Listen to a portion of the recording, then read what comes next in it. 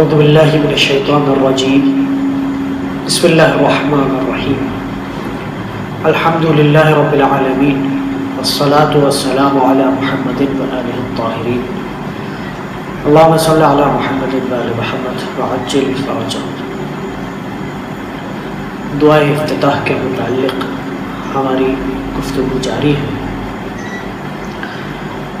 دعا افتتاح ایک ایسی دعا ہے کہ جو ایک انسان کو اپنے رب سے انس پیدا کرنے اور اس کی معرفت حاصل کرنے کے مختلف طریقے اور سلیقے سکھاتے ہیں۔ دعا افتتاح میں اللہم اور اللہم کے ذریعے سے کئی بار پروردگار عالم کو مخاطب کیا گیا ہے اور اس کی حمد اور توصیف بیان کی گئی ہے۔ اسی طریقے سے دعا افتتاح میں اس جملے کو آج ہم نے گفتگو میں پیش کر رہا ہے، الحمدللہ الفاشی فی الخلق امرہ وحمدہ، کہ تمام تر تعریفیں اس اللہ کے لیے ہیں جس کا امر اور اس کی حمد اس کی مخلوقات میں ظاہر اور آشکار ہے۔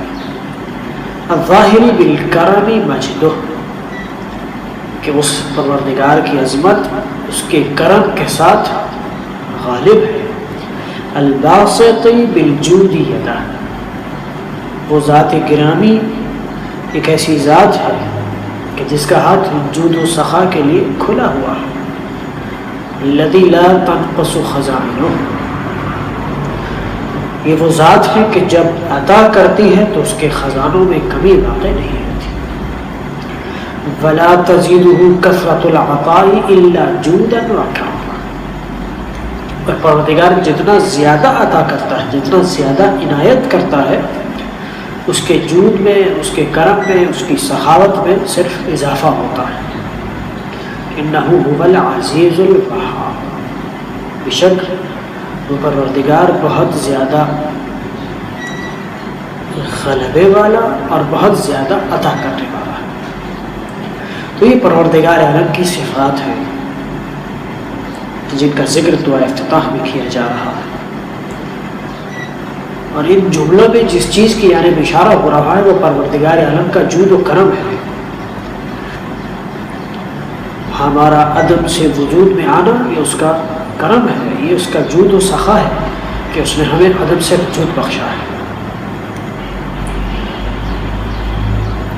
ہم ماہ رجب المرجب کی دعاؤں میں جو روزانہ نمازوں کے بعد پڑھی جاتی ہے، اس دعا کا ایک جملہ ہے، اس میں اس جملے کی تکرار کرتے ہیں کہ یا من یعطی من سألہ، یا من یعطی من لم یسألہ ومن لم یعرفہ، اے وہ پروردگار کہ جو سوال کرنے والے کو عطا کرتا ہے، اے وہ پروردگار کہ جو سوال نہ کرنے والے کو بھی عطا کرتا ہے، اور اس سے بھی عطا کرتا ہے کہ جو اس کو نہیں جانتا، اور یہ پروردگار عالم کی طرف سے رحمت ہے کہ وہ اس شخص کو بھی عطا کرتا ہے کہ جو اس کو نہیں جانتا ہے۔ یعنی پروردگار عالم کی عطا صرف مؤمنین تک محدود نہیں ہے، چاہے وہ سوال کرے یا نہ کرے، مؤمنین کو پروردگار عالم عطا فرماتا ہے۔ بلکہ اس دعا کے جملے یہ ہے کہ پروردگار عالم اپنی ذات سے منحرف ہونے والوں کو بھی، کافروں کو بھی، اور اس کے اولیاء سے دشمنی کرنے والوں کو بھی عطا فرماتا ہے، بلکہ شاید مؤمنین سے بھی زیادہ ان کو عطا کرتا ہے، اس لیے کہ اس کا ہاتھ جود و سخا کے لحاظ سے کھلا ہوا ہے، اس کے خزانے میں کبھی واقع نہیں ہوتی ہے۔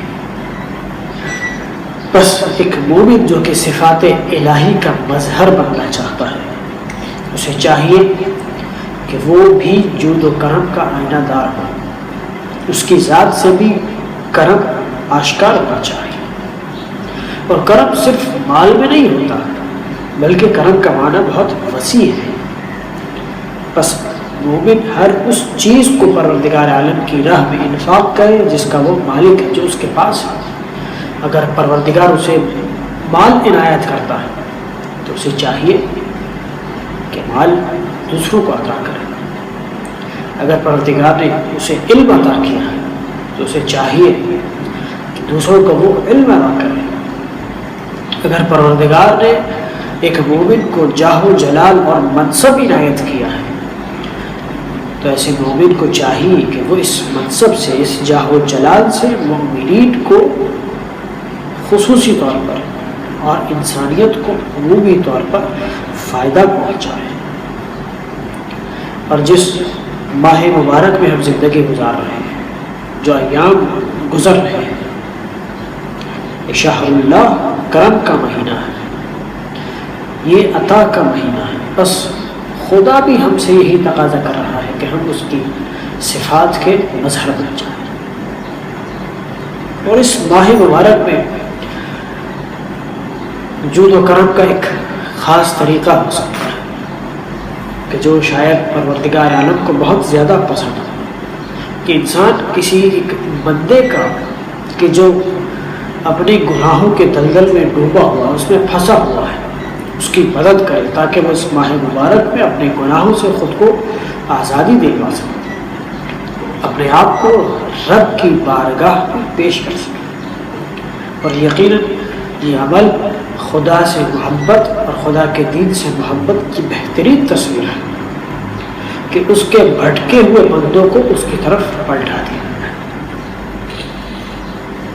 اس ماہ مبارک میں روزہ دار کو روزہ افطار کرنا یقیناً بہت ہی زیادہ اجر و ثواب، اس کا بہت ہی زیادہ اجر و ثواب کا وعدہ کیا گیا ہے، بہت عظیم ثواب ہے۔ لیکن اس سے بھی عظیم تر اگر کوئی ثواب حاصل کرنا چاہتا ہے تو وہ یہ ہے کہ انسان ایک ایسے شخص کو کہ جو روزہ نہیں رکھتا ہے، روزہ رکھنے پر آمادہ کرے۔ جو شخص پروردگار عالم سے بھٹک گیا ہے، اسے پروردگار کی طرف پلٹا کر لے آئے۔ یہ عمل ظاہری طور پر افطار کروانے سے کہیں زیادہ اہم ہے، کیونکہ ظاہری عطا جو ہے وہ انسان کے ظاہر کو سنوارتی ہے، لیکن جو باطنی عطا ہے وہ انسان کو معراج تک لے کر جاتی ہے۔ قرآن مجید میں اشارہ ہوا ہے کہ فَلْيَنظُرِ الْإِنسَانُ إِلَىٰ طَعَامِهِ، کہ انسان کو دیکھنا چاہیے کہ وہ کس چیز کو تناول کر رہا ہے۔ علماء تفسیر نے، مفسرین نے اس مقام پر یہ ذکر کیا ہے کہ یہاں پر طعام سے مراد کھانا نہیں ہے بلکہ علم ہے، کہ انسان کی ذمہ داری ہے کہ یہ دیکھے کہ وہ علم کہاں سے لے رہا ہے۔ اگر علم صحیح مقام سے لے گا تو یقیناً ہدایت اور فلاح پائے گا، لیکن اگر غلط جگہ سے علم حاصل کرے گا تو ایسا شخص یقیناً مزید گمراہیوں میں چلا جائے گا۔ دعا کرتے ہیں پروردگار عالم ہمیں علم کی روشنی عنایت فرمائے اور علم کے نور سے ہمیں منور فرمائے۔ والحمد للہ رب العالمین۔